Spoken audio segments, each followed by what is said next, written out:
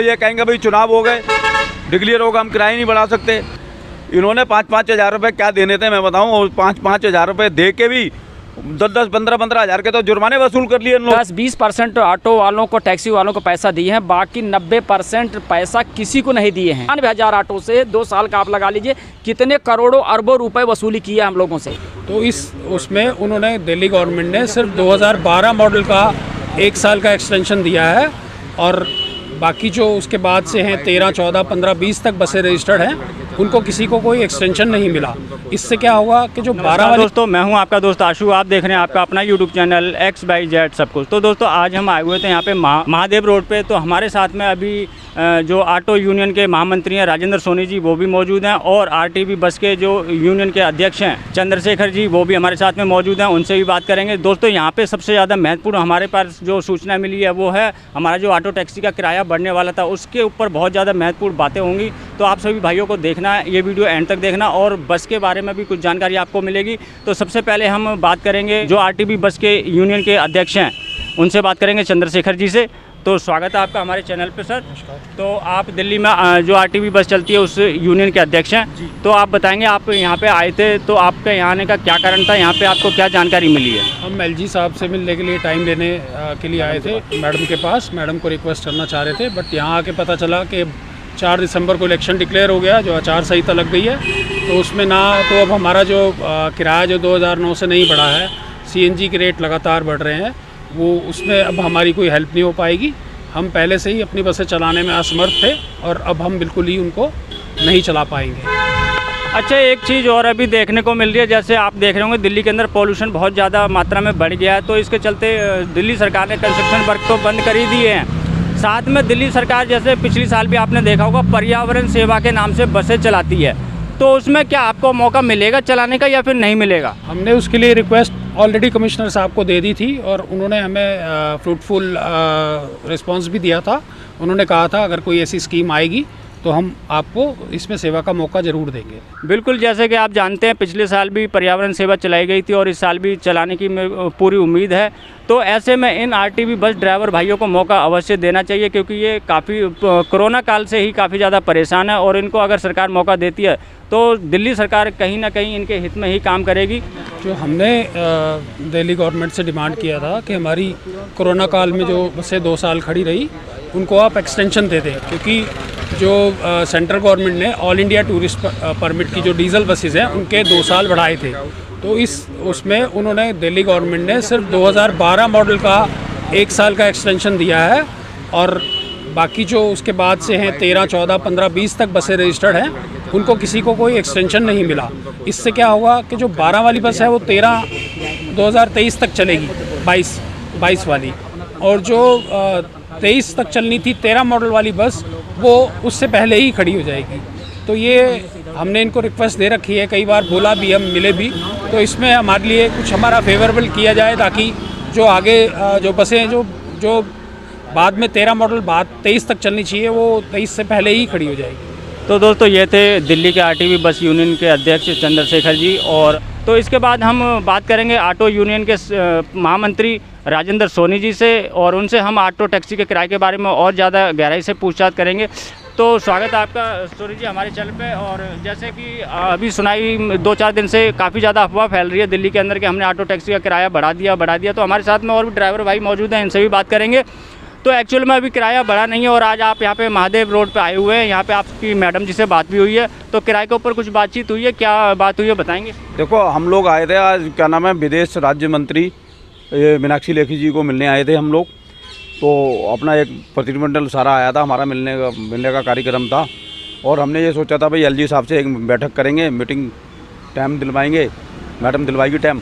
मगर यहाँ आके वो पता चल गया आचार ये लागू हो गई है। तो हम तो शुरू से आपके चैनल पे यही कहते आए थे, ये सरकार झूठ बोलने वाली है, धोखेबाज सरकार है, इसने कुछ नहीं करना था, केवल ये ड्रामेबाज सरकार निकली है। अगर ये बताओ, आप जब इन्होंने किराए बढ़ाने थे, ये मैं बार बार कहता हूँ, ये पहली बार ही हो रहा है दिल्ली के अंदर। भाई आप CNG के रेट बढ़ गए ना, तो आपने CNG 35 रुपये सब्सिडी मिली एक, और दूसरा फिर अगर आपने 7 महीने हो रहे हैं उसको CNG बढ़ गई, तो आप आधी रात को किराए क्यों नहीं बढ़ाया आपने? ये सिर्फ दिखावा है इनका, असली चेहरा इनके सामने आ गया है। सिर्फ ऑटो रिक्शा टैक्सी वालों को ये गुमराह करते हैं। फिर ये कहते हैं मैंने एलजी साहब को फाइल भेज दी, एलजी साहब दस्तखत नहीं कर रहे। अरे कौन सी तुमने फाइलें भेजी हैं? फाइल का तो वो डायरी नंबर तो बता दो हमें, कहाँ है वो फाइल? के सपनों में ही भेजे जा रहे हो? आपके कहने का मतलब ये है कि जो दिल्ली सरकार ने अनाउंसमेंट किया था कि हमने ऑटो टैक्सी का किराया बढ़ा दिया है, एक्चुअल में उन्होंने अभी तक जो फाइल है ऑटो टैक्सी किराए को बढ़ाने को लेकर वो एलजी साहब को अभी तक फाइल नहीं भेजी है। मैं कहता रहा हूँ, मैं तो आपके चैनल के माध्यम से ये कह रहा हूँ, बताएं, सरकार बताए ना एलजी साहब को कौन सी तारीख को भेजी है।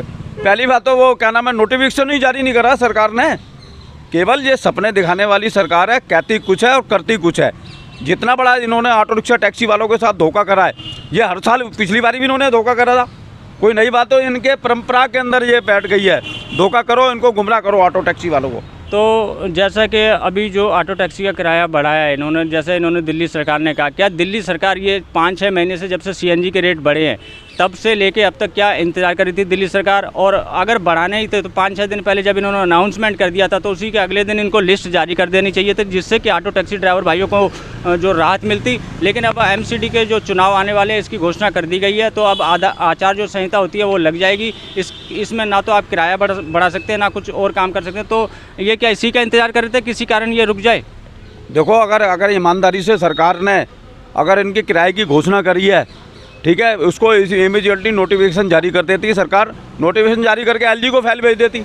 अब तो ये चुनाव की घोषणा हो गई है भाई, कल को ये कहेंगे भाई चुनाव हो गए, डिक्लेयर होगा, हम किराए नहीं बढ़ा सकते। अरे जो अगर उस डेट के ऊपर इन्होंने जब घोषणा करी है, नोटिफिकेशन उसी दिन जारी कर देते हैं, वो तो इन्होंने किया नहीं। अच्छा, एक चीज़ और आपसे पूछनी थी, जैसा कि पिछले साल नहीं, अपना ये कोरोना काल में हमारे ऑटो टैक्सी ड्राइवर भाइयों को दिल्ली सरकार ने 5-5 हज़ार रुपये की जो सहायता राशि दी थी, उसमें करीब आधे से ज़्यादा जो हमारे ड्राइवर भाई थे उनको सहायता राशि नहीं मिली थी। उसके ऊपर आपने एक कोर्ट में केस डाला था, उसके ऊपर हमें थोड़ा सा बताएंगे? देखो, हम लोग शुरू से ये मांग करते थे कोरोना काल के अंदर, अगर दिल्ली के अंदर सबसे दिक्कतें हुई हैं तो ऑटो रिक्शा और टैक्सी ड्राइवरों को, इनका काम धंधे चौपट हो गए। इन्होंने 5-5 हज़ार रुपये क्या देने थे मैं बताऊं, और 5-5 हज़ार रुपये दे के भी 10-10, 15-15 हज़ार के तो जुर्माने वसूल कर लिए इन लोगों ने, हैं, केजरीवाल सरकार ने। फिर आधे लोगों को तुमने पैसा दिया, आधे लोगों को नहीं दिया। फिर मैं दिल्ली ऑटो रिक्शा संघ के माध्यम से हमने हाई कोर्ट के अंदर रीट डाल दी, और हमारी जो हाई कोर्ट के अंदर सुनवाई हो रही है, अब मार्च की डेट डल गई है। मार्च के अंदर जो भी फैसला कोर्ट करेगी उनको मानना पड़ेगा इनको। हमारे पास तो बहुत सारे सबूत हैं, क्या नाम है, जिन लोगों को पैसे नहीं मिले। तो हमारे साथ में कुछ ड्राइवर भाई भी मौजूद हैं, इनसे पूछेंगे क्या इनको कोरोना काल में 5 हज़ार रुपये की सहायता राशि मिली थी या फिर नहीं मिली थी? नहीं मिली थी, हमें दोनों बार भी नहीं मिली, और दो बार हम लोगों को दौड़ाए वहाँ पर कमिश्नर के पास, और कमिश्नर के पास जाकर हम लोगों ने फार्म भरा। फार्म भरने के बाद बोले कि आपको पैसा आ जाएगा। 2 महीने तक हम लोग दौड़ते रहे, बहुत सारे ड्राइवर दौड़े, लेकिन वो पैसा नहीं आया। बाद में दिल्ली सरकार ने दिया नहीं किसी को, 10-20% ऑटो वालों को, टैक्सी वालों को पैसा दिए हैं, बाकी 90% पैसा किसी को नहीं दिए हैं। और जो नहीं चला रहे थे ऑटो बड़े बड़े, उनके नाम पैसे गए हुए हैं, और वही जो है मीडिया में उसमें अपना प्रचार कर लिए कि सभी ऑटो वालों को, टैक्सी वालों को पैसा दे दिए हैं, और सारी फाइलों को ये लोग भरे गए हैं, लेकिन ये लोग कभी पैसा नहीं आया किसी ऑटो वालों के पास।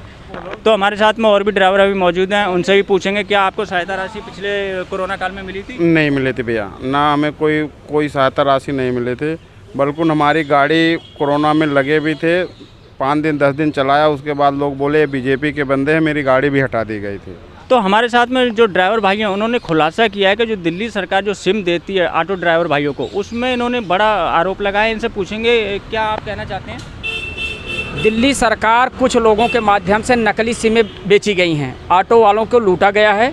और जब भारत सरकार जो है जीपीएस ख़त्म कर चुकी थी, दिल्ली सरकार 2 साल तक लगातार 2600 रुपये जो है उसका जो है पैसा ऑटो वालों से लेती गई। 2 साल के बाद जो है जीपीएस जो है उसको ब्रेक किया है, लेकिन जीपीएस पूर्ण रूप से ख़त्म नहीं किया है। दिल्ली सरकार जो है 2 साल लगातार 96 हज़ार ऑटो से 2 साल का आप लगा लीजिए कितने करोड़ों अरबों रुपए वसूली किया हम लोगों से, ये केजरीवाल सरकार ने। तो आपकी अब डिमांड क्या है? ये जीपीएस हटना चाहिए? जीपीएस ऑलरेडी भारत सरकार 2017 में माननीय जो है गडकरी साहब ने पूरे ऑटो का ही ख़त्म कर दिए थे। साल तक ये पैसा वसूलते रहे हम लोगों से, और उसके बाद जो है तब जाकर इन्होंने जीपीएस आज भी वही लगी है, लेकिन अभी पूर्ण रूप से ख़त्म नहीं किए हैं। तो दोस्तों ये थे हमारे साथ में ऑटो ड्राइवर भाई और दिल्ली ऑटो टैक्सी यूनियन के अध्यक्ष राजेंद्र सोनी जी और आरटीवी बस यूनियन के अध्यक्ष चंद्रशेखर जी। तो दोस्तों आज की वीडियो यहीं पे करते हैं समाप्त, मिलते हैं किसी और वीडियो में, तब तक के लिए जय हिंद जय भारत।